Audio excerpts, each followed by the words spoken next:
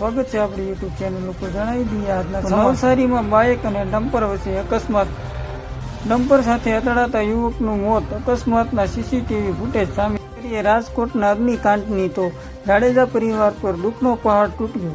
આગ કાંડમાં હોમાયેલા જુવાન દીકરાને વિયોગમાં પિતાએ પણ દેહ છોડ્યો। અમદાવાદના પથઈ કાંડ જેવો બનાવ સુરતમાં જોવા મળ્યો। હોન્ડા સિટીના ચાલકે 7 લોકોને કસડી નાખ્યા અને 3ના મોત। અમદાવાદની યુવતીને મિત્રતા પડી ગઈ ભારે, યુવક ધમકી આપીને લઈ જતો ગેસ્ટ હાઉસમાં।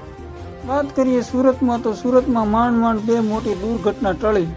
એક જ રાતમાં સુરતમાં 2 કંપનીઓમાં ભીષણ આગ, લાખોનું નુકસાન।